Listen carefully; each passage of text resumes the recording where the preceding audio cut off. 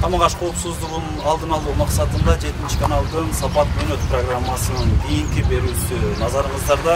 Бүгүнкү чыгарылышыбызда Ош шаарынын Салиева көчөсүндө жайгашкан Элай маркетин текшерүүгө алмакчыбыз. Элай маркети өзүнүн кардарларына кандай товарды сунуштайт? Алдыда көрөбүз.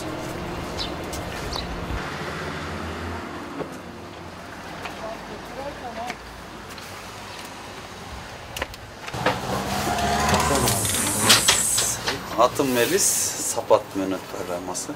Бул жерде ким болуп иштейсиз? Сатучу. Шен эсизби? Эми биз атайын тамак аш коопсуздугу максатында сиздерди магазиниңиздердеги алакалды текшерген келдик. Эгер каршы болбосоңуз, биз көрүп чыгалы, эгер тазалыкты карайбыз, мөнөт өткөн товарларды карайбыз. Каршыңызда жок, биз менен чогуу жүрө бересизби? Салиева көчөсүндөгү Элай маркетине кирип келдик, урматтуу көрүүчүлөр. Мына жарыктандыруу ушул эле же? Ушул эле. Дагы свет берсек болобу? Болушу. Бир четинен баштайлы анда. Биринчилерден болуп товарлардын тизилишинен баштайбыз. Кандай абалда турат, андан кийин тазалыкка өтөлү, андан соң мөнөт өткөн товарлар барбы, жокпу, ошолорду карап чыгалы. Бул жерде турган товарларды эмне үчүн жерге коюп койгонсуз? Бираз ийгири. Магазиндин тарлыгына байланыштуу жерлерге коюп коебуз. Негизи билем тура эмес коюш. Жок. Айла жок. Тарда магазин ошого байланыштуу. Азыктануучу тамактар экен да, бираз ийгирээк же үстүн жаап койсоңуз деле жакшы болот негизичи. Суулар. Ошол эле акыбалы, суулар дагы. Суулар. Жүрүңүз.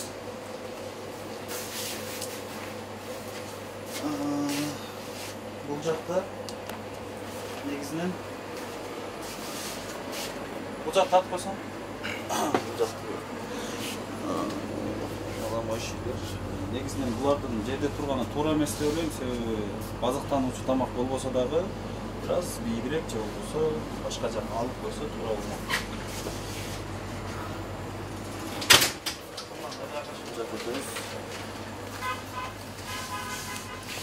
Бул жакта деле мына өзүңүздөр көргөндөй бардык товарлар жерге тизилген. Көбүнесе кардардын эки жака басып турганына бир аз тоскоолдук жаратат. Бул жакты деле тартып койсоңуз болот. Бул жакты да ошол.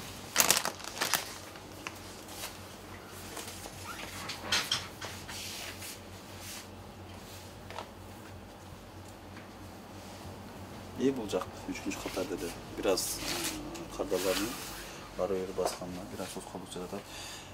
Азыктануучу, күнүмдүк турмушта колдонуучу май макарондор өзүңүздөр көргөндөй жерде турат. Мынабу майдарды, макарондорду мисалы бир аз бийигирээк койгону же болбосо бул жакка батпай калса складда сактаганы мүмкүнчүлүк барбы дегени? Бизде склад жок да, айттым го кайталап. Ошол себептен барды ушул жерге коюп коюшка туура келет. Складыбыз жок, магазин ичинде. Склад жок болсо четирак алса дегеним, мына жерге жайнатып тизип албай, алып коюш керек негизи. Алып коюшуңуз керек да негизи. Бардык эле ошондой окшойт да, мына товар көптүгүнөн магазин кичинелигине байланыштуу, Көбүнесе мына жерге тизилген да товарлар, Бул жакты көрөбүз. Анан сизден сурайын дегеним, эттин, жумурткалардын декларацияларын даярдап койсо, сертификаттарын даярдап койсоңуз. Негизинен маркет ичиндеги товарлар өтө көптүгүнө байланыштуу, көбүнесе бардыгы мындай жерге дагы ашыкчасы менен тизилген. Азыр биз дүкөн ээсинен керектүү тийиштүү документтерди, кагаздарды сурадык. Алар эмнелер? Алар жашылча мөмө жемиштердин документтери, бул жакта холодильникте турган тоок этинин кагаздары жана жумуртканын сертификаттарын талап кылган учурда азыр дүкөн ээси ал товарларды, ал документтерди издеп жаткан учур Биз ошол учурдан пайдаланып, бул жердеги Елай маркетиндеги тазалыкка баа беребиз. Тазалык кандай болду экен азыр көрөбүз, урматтуу көрүүчүлөр.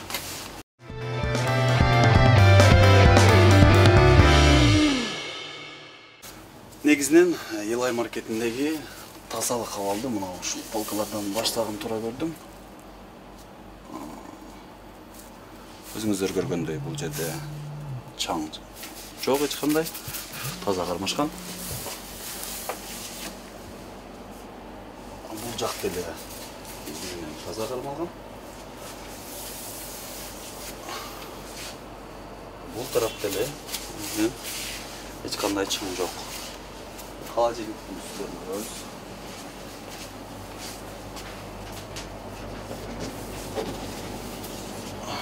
Холодильниктин үстүлөрү деле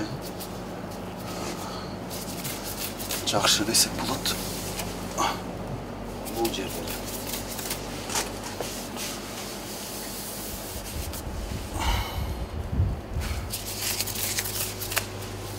тазалыкты канчада кылып турасыңар?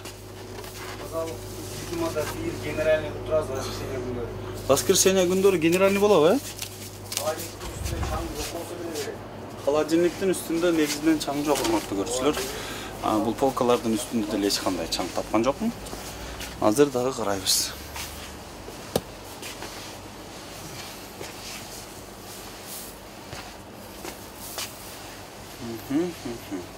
Мына холодильник канча?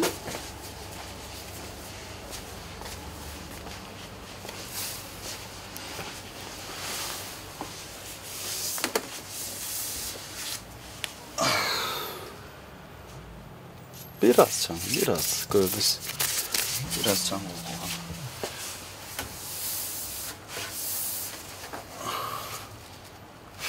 Bul cerdele. Çam yok. Холодильниктин иштери деле негизинен таза кармалган.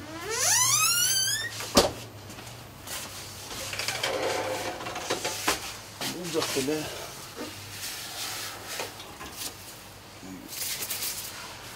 таза кармалган. Бул жакта товарлар ушундай турат экен да, бул жерде склад. Мини склад. Мини склад экен да. Ошол жака батышында ошол жака коебуз.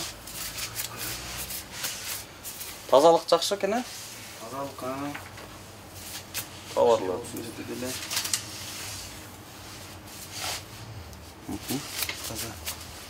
Өзүңүздөр көргөндөй тазалык жакшы деген баа берилет тазалыкка. Негизинен маркет ээлери өздөрү айткандай ар аптанын жекшемби күндөрү уборка кылышат экен маркетте. Тазалап, жууп, негизинен азыр бул жерде мен эч кандай тазалык тараптан бир да чаң тапкан жокмун. Жакшы.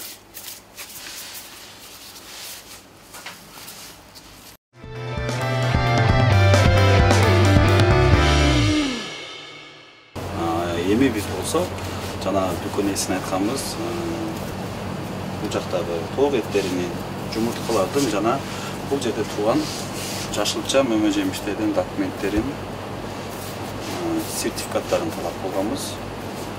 Азыр сертификат келгенге чейин бул жердеги холодильникти ачып бир четинен көз жүгүртөлү. Бул жакта жакыныраак тапып койсоң. Мына бу жерде тоок эти деп турат го, бир мен карап коесузбу? барышат. Кагаз түрүндө жокпу? Жок, бунун чынында ушундуку жок. Мына сиздер айткан эмелерди алып келдим лицензия. Мына бул жерде эки тоок бар да, бул халал деп бир таксыр таштап кетти эле. Ушуну сатып көргүлө депчи. Мына тоокту, Ооба, келгенине бир жумадай болду. Экөө болгон. Домашний тоокты аябай мактаганан эгер болосо өзүбүз деле жеп коебуз деп экөөнү алып койдум эле. Чынында ушуга сурап, ойма деле келип, шашылыш эле келип, ушундай сойдок эле алып койгула деген алып койдум эле. Бул жагына Кудайга шүгүр бардык товарлардын немеси тооктору жакшы. Плюс эмелери, сертификаттары бар. Бунун бардыгы бар. Мага мына тооктуку менен мына Лапшаныкы деп. Лапшанын кандай эч нерсеси жок. Бunda домашнийди алып келишет эжелерчи. Сертификат сурашында ойма келип мындан ушу өкөнү Алып коесо бирок. Азаздан эле алып турам 500 500. Жок, азыр сатуудан алып коесо. Азыр алып коеюн. Алып коеңуз. Бул жумуртканыкы эне мына. Жумуртканыкын дедиңизби? Так, мына жерде мына жумуртканыкы.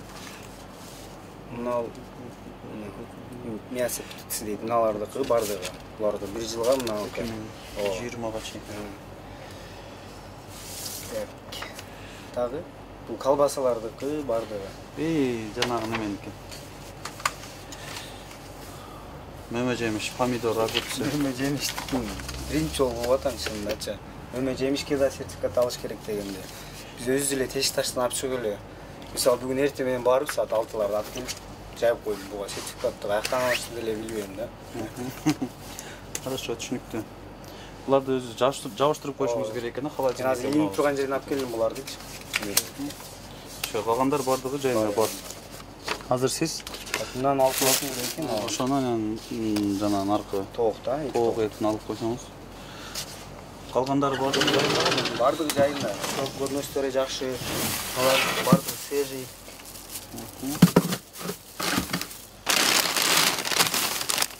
Негизинен холодильникте таза кармак. Холодильникте таза. Тазалыкка аябай жакшы басым.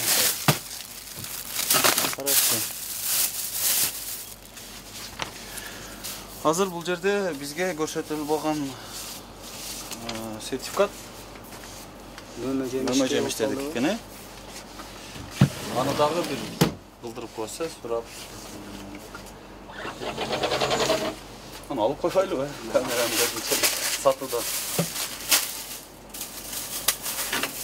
Ошону. Кандай бул? Ушу меники Фарштар. фарш, халал фарш. Халал да.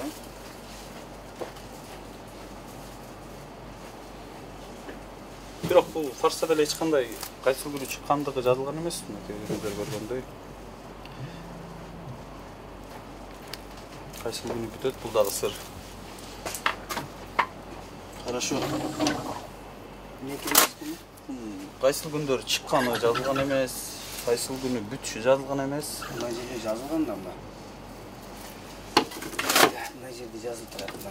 2000 январьдын 20-сына чыккан. Көрдүңүзбү? Сендик үстүнө сена коюлуп калган да простачы. Буну өзүңүздөр коесуздарбы? Жок, келген ушинтипчи. Биз 110 деп жөн эле сынасын жазып койгонбуз. Мына жерде жазылып турат. 23.01.20. Январьдын 23 чыккан экен. Срок хранения дейт, 6 ай.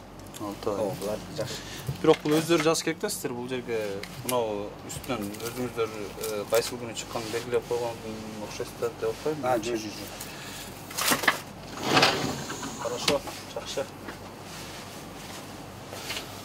Өзүңүздөр көргөндөй бул жерде товар көптүгүнөн мына каралардын ары бери басканда бир аз туз колуп чыгат.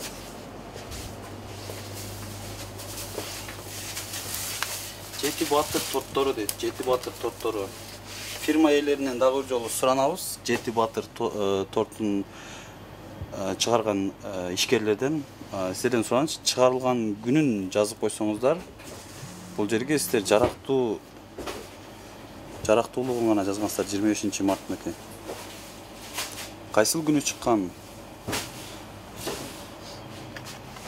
жазып коюңуздар сиздерден суранабыз. Бул деле ошол окшойт, жети батыр. Бул атайын холодильникке сакталбайбы? Торттор. Азыр магазин ичи суук ошо мындай. Мына жети батыр торт экен, фирма жети батырбы? Жети батыр. Булар не бардыгында мына чыккан күнүн жазбай койгон, бүткөн күнүн жазып койгон. Бул жерде так марттын 21-inde бүтөт экен да. Чыккан күнүн жазбаган да? Чыккан күнү жазбаптыр. Буга кече эмес, мурда күнү келди. 8 мартка деп кичине төртү бешени алып койдум. Сиз товар алып атканда ошолордун карап алсаңыз, фирмалардан да кайсы күнү чыккан, кайсы күнү бүтөт дегендей. Сэндвичтер 10 март. 10 март бүтөбү булар, Булар бүгүн келди, барбы? Булар свежий келет. Булар күндө келет. Ырыскы сэндвич. Сэндвичи бул деле ошол чыккан күнү жазылган. Кайсы күнү даярдаган бул деле белгисиз. Koy boz. Mına жакта бар.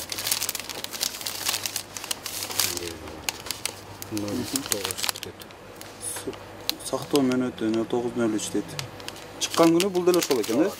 Кой боз сэндвичи. Баары эле ошондой. Чыккан күнүн жазып коюңуздарды суранабыз, урматтуу фирма ээлери.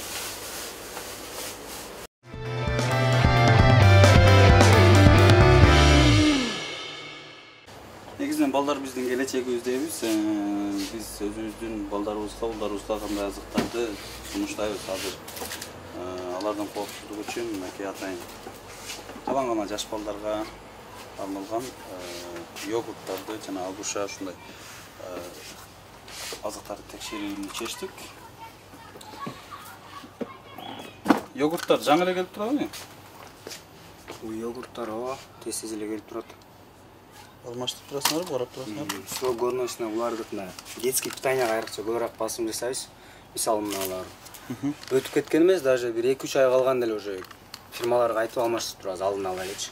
Базарат бар да бардык эле фирмаларда. Договоруңуздар бар азыр? 0420 0420 0420 0520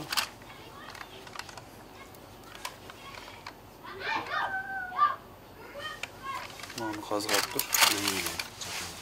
Жакында бүтөт экен да. Барчы. 2020 чейин 8 августта Бундай эле. Состав мына жакта. 2021-ге чейин. 21-ге чейин, сен аны эмнеге мындай өзүңүздөр бакпайсыздар? Сен аны өзү үчүн эле унутуп калбайлы деп. 2021-ге чейин. Продукттарчы 2020 мартка чейин. Негизинен бардыгы эле жайында окшойт, Буларда күндөгү бир маал карап турабыз, көңүл буруп. Детский питанияга. 16:01:21. 21-ге чейин.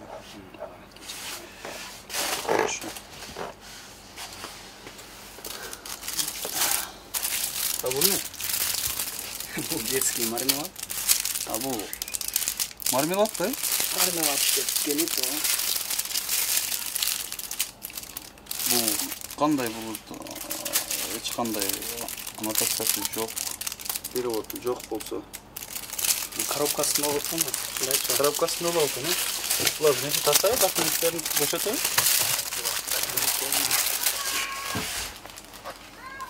Перевод.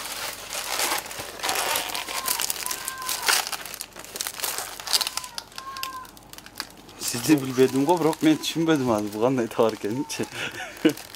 Көрүнүшү мармелад, бирок эмеси жок экен чынында. Сатууга болобу? Сатууга болобу? Туура келбейт го мен сатууга, Туура келбей калабы? Туура келбей калып, алып коюңуз. Кайра возвратка. Кыргызча эмеси болуш керек экен обязательно. Түшүнүңүз. Аннотацияны перевод кылыш керек. Орусча жок дегенде. Орусча жок дегенде.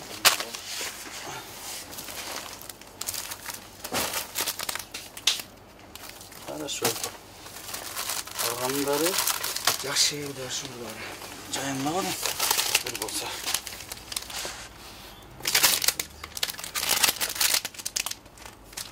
Казакча жазып, кыргызча перевод бар.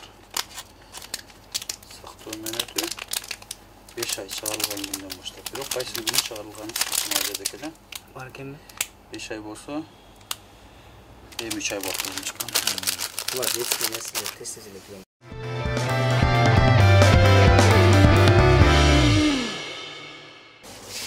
Мына алоян.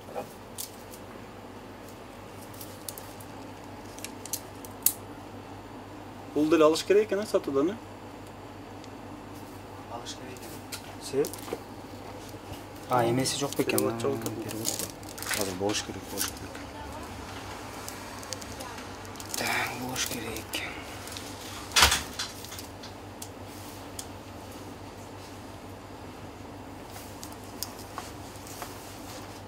Бала жок бекен. Алоя Кинг. Бул кайсыл жерден келет бул суу? Үйдө турган жагы. Алып келгендер. Кайсы фирма? Тамамысына бар экен. Кичинекесине. Анда бар экен, орусча. Орусча бар, перевод. Экөө бир фирмада мына эмеслечи. Бир адамдар алып келет, бирок булардан эмнегедир жок. Бул өзү эмне бул? Иче турган суу. Сусундук, кадимки эле.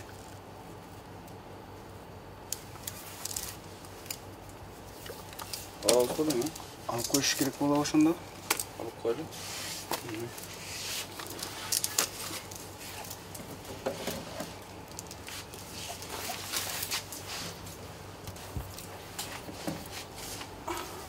Алоя Кинг суусундугунун эч кандай переводу жок.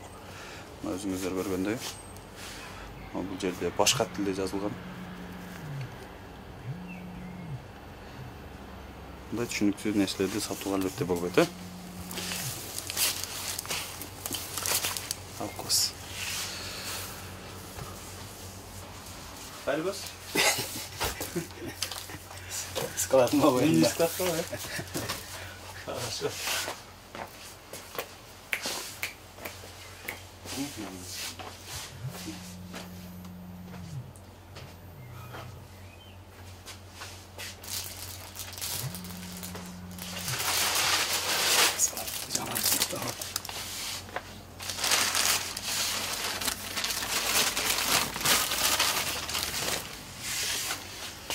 Бул жактына бар болдук бардыгы? Бул жерде азыр аралаш бар болуп боюнча ошо. Сроктору жакшы 20-мартка чейин деп турат.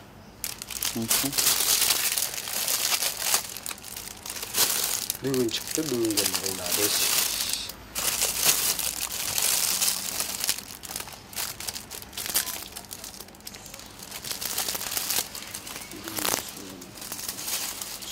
Сабина.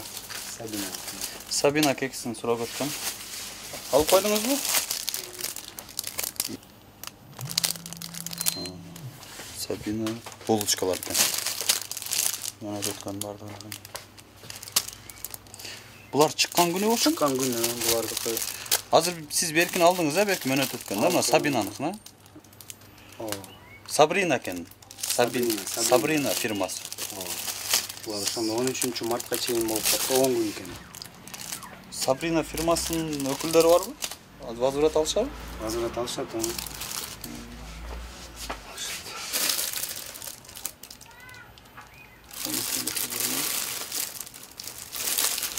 Сабрина фирмасынан башка көбүнесе башка фирмалардын бул жерде товарларын бардыгы жайында болгону бир гана Сабрина фирмасынын булочкалары мөнөт өткөн. Бирөөсүн көтүкөн. Бирөөсүн.